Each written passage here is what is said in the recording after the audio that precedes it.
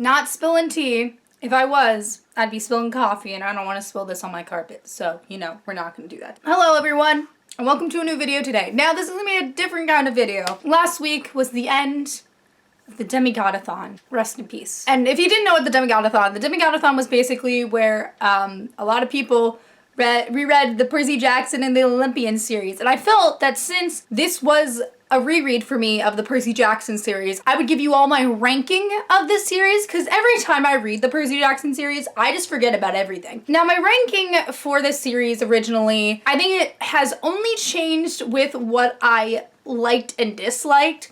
I think the only time that something has switched in the series is my least favorite and second to least favorite. But other than that, I think this is a solid ranking of how I feel about it. And before I get into this, there is no bad Percy Jackson book. I mean, Blood of Olympus exists, but other than that, every book in Rick Riordan, any book Rick Riordan writes, is perfection. I think he does a brilliant job. I don't hate any of these books in any way. It's like you're picking your favorite child. Like, well, I wouldn't know. I'm not a mother. It's like picking against your children which it would have been easy for my parents, because we all know they would have chosen the dog over me any day. But anyway, so we're gonna start from least favorite to favorite. Coming in at number 5, the one with Percy turning into a guinea pig. Sea of Monsters. I don't know why, but I've just never really liked Sea of Monsters in the series. Like, it's a fine book. It's a great book. We have introduction to Tyson and more introduction to more of the prophecy, and Percy's coming to grips with more of his life, and him and Annabeth have more friendship moments rather than the first one where they're fighting all the time. It just with Sea of Monsters, I just think the plot itself is just not that interesting to begin with, for me at least. Like, going to find the Golden Fleece, I don't really care about that. I don't really care about the camp dying. I don't know why. Just out of all the plots of the Percy Jackson series, that's just like the least interesting to me. Like, at least with each like plot of the Percy Jackson series, there's something interesting about it. For this one, it's just they're going to a sea of monsters. When I was reading this book, I was like, I don't really care about anything. I think the only thing that I really cared about was getting to Sierra's island or whatever and seeing Raina's sister and Percy turning into a guinea pig, because I remember that they never did that in the movie and we never got to see Logan Lerman turn into a guinea pig, which I think should have been made. If you could add one thing into the Sea of Monsters movie, what would you add? I would add Logan Lerman getting turned into a guinea pig. I think it would be a hilarious thing to see that grown-ass man turn into a guinea pig. But yeah, other than that, I think Sea of Monsters is my least favorite. Coming in at number 4 is the one with the aces, Titan's Curse. Like, while reading this book, I was just like, where is my Hunters of Artemis, like, spin-off series? Because I think it would have been so interesting to see all of those women. And like, this time around, I never really liked Nico in any of my rereads of the Percy Jackson and the Olympian series. Like, I love Nico going off from the end of The Last Olympian to Heroes of Olympus and into the rest of the books he's in. But I never really liked him. In this reread, I really enjoyed his character, because you do see him as a little kid have this hope and light, and then it just fades away because his sister dies. But like, also people hate on Bianca for so much, but you have to think about how she's been having to look after her brother for so long, and she finally has a chance to be herself. And like, I know it's not the best thing, but she was only 14 when she made that decision. Bianca made a less of a stupid choice than Romeo did in Romeo and Juliet. I also, with Titan's Curse around, I did actually really like Thalia. Like, I never really like loved Thalia. Like, Thalia's a great character, but like this time around I was like, might go on my fictional characters crush list. And I love how we're introduced to Apollo. I think that's great. When I was reading rereading the Percy Jackson, the Olympian series, and every time we got a reference to Apollo, he just doesn't seem that in vain as he is in Trials of Apollo. But you know, that could be how he's acting towards the mortals rather than like when he goes to the gods and like gossips about them. Even though Annabeth is captured or something, Percybeth is growing strong in this novel. There's so many instances where they're like, Percy, you're going on this quest to save Annabeth, right? And he blushes and then he's like, no, I'm not doing it for a girl. We're like, honey, you are. Also, Rachel's introduced. I love the way Rachel's introduced. I also really love Rachel, but you all hate her. I don't know why you all hate Rachel. Coming in at number 3. The one with the, what happens in this book? The one with the blue hairbrush. Battle of the Labyrinth. Ooh, we stand Battle of the Labyrinth. You're finally seeing the beginning of the end. Like, you see everything is being set up in ways to start the end of the series, and you see everything come full circle, and you see what's gonna, like, what plot lines are gonna go. But also, I noticed more and more in this book, Percy has like 3 love interests. Not like love interests. There's 3 girls that are at least interested in Percy. Also, the iconic moment in my favorite part is like, Annabeth said his memorial, and she's like, he was the bravest person I've ever known, and he's right there. It's just iconic. It's iconic. We get Grover's development, which you all flack him for. I love Grover, and you all hate him, and it pisses me off to no end. Grover's supposed to be have no courage and has shyness in the first book, but you still can see that he wants to protect his friends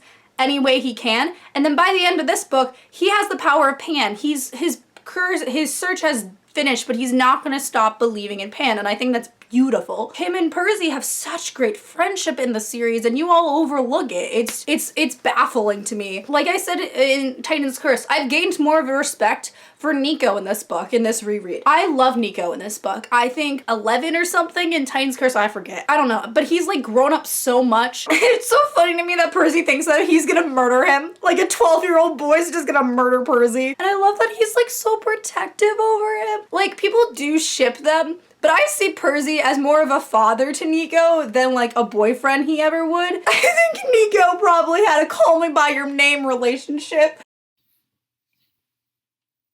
Just, why did I say that? It was supposed to be a joke, and it was a terrible joke, so I like to take back that joke. When I said the call me by your name joke, which I'm reading it right now, so that's why I was making a reference to it, I was saying like, Nico was falling for an older person, even though Percy and him have a 3-year difference, I think, which is totally different from Call Me By Your Name. But anyway, I take back the joke, and I deeply apologize for it. You should be used to this by now, though. I make terrible jokes, and they're not funny, so. It's confirmed, right, that Nico had a crush on Percy? I mean, anyone who's interacted with Percy's had a crush on him. But you know what I mean. Like, even though he's kind of being, like, an emo kid, like, you can see why. Because he can't interact with his sister, and, like, she's not letting him, and you get into more of that with Last Olympian. It's just a great, like, start of everything that's gonna happen. Coming in at number 2 is the one that started it all, Lightning Thief. I mean, I feel like I'm kind of biased with the Lightning Thief because that was the first book that I ever read that I was like really, really interested in it. You can't deny that the Lightning Thief is a great start to the series. Like, it's not one of those books where it's like the first one's not that good, but the other ones are better. No, no, no. The Lightning Thief is great. It's awesome. And the other ones get better in plot-wise, but the first one is still a good book. It's not like one of those Cruel Prince instances. You have characters that are easily can see development between all 3 of them and you know what direction Rick is going to go in with these plots. And it's easy to follow. It has great humor, great characters. I think The Lightning Thief is a great book. I don't think I can really say much about The Lightning Thief because I think it's kind of obvious of how great it is. Other than that, I think that one is just like, they're so young and it's so relatable to kids, and there's also so many lines that the Lightning Thief musical took out of that book, and I like preach to them. I love them. Please bring that show back to Broadway. And coming in at number 1, the one with the flying Pegasus, the Last Olympian, y'all. It's the winner. I freaking love Last Olympian so much. I was just, it was the first time in a while where in any of these books, I was just like flipping through pages and I wanted to finish it because it was so good. It's just, I really love finales to series. I mean, it just brings everything and wraps up everything so well together, and that's what a Last Olympian does. I think Last Olympian, what it does is, you know how I was saying that all these plot threads, you like know that Rick is gonna establish them? He establishes them hard. Like, you know, you get everything that you want. I just found it so funny that in the end of this book, they kept the irony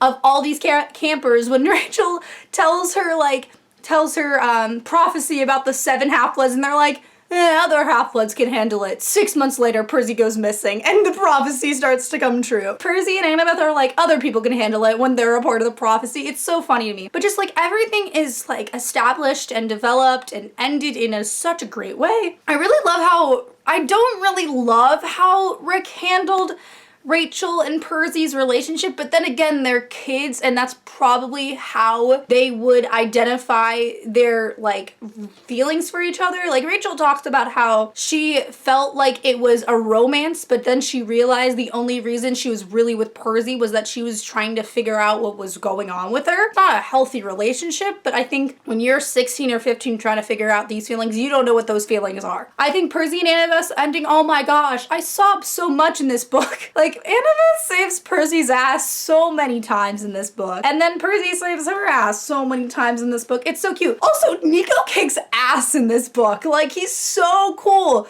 Like, I know that he tried to trick Percy into the hands of Hades, but he had to. He wanted to see his sister. Like, see, this is the thing that, like, in my old reread, I would have been like, ugh, why did Nico do that? But now I'm just like, Nico had to do it. I have to protect Nico. I love how the ending, Percy's like, I want you to grant me one thing. You all have to give your kids their sign. Like, people keep saying, oh, Percy gave up immortality for Annabeth. She was one of the reasons, but Percy also gave up immortality because he didn't want to end up like the gods. Because if he got that power, he would act the same way towards the gods that he resented and hated. So by him giving that up and then him saying that he wanted each of them to claim their kids by their 12th year, I think just that ended and bookmarked that whole thing in the beginning of the series that Rick established about how the gods suck and how abusive them towards their kids, and Percy finally using the power that the gods gave him to use it against them rather than with them. Love the ending where he's like, for once I didn't look back, because like even though Percy made some mistakes, he's like, I have to move on. And it's just like he's with Annabeth and they're racing. There was one line where they're like racing down the road, and I was like, Bithia, is that you? Race to the end of the road. On your mark, set. Remember when everyone fan cast 2 actors in Bithia because they all felt like they looked like Percy and Annabeth and they were the same age, you know? Iconic. But yeah, Last Olympian, I love Last Olympian. Like, I can rave about that book any day. Give me your full-fledged review of Last Olympian. I'll be like, okay, we're gonna be here for 20 hours going through each line that Rick wrote in that book. So thank you all for watching this video. I hope you like, comment, subscribe, comment down below. What is your ranking of the Percy Jackson series?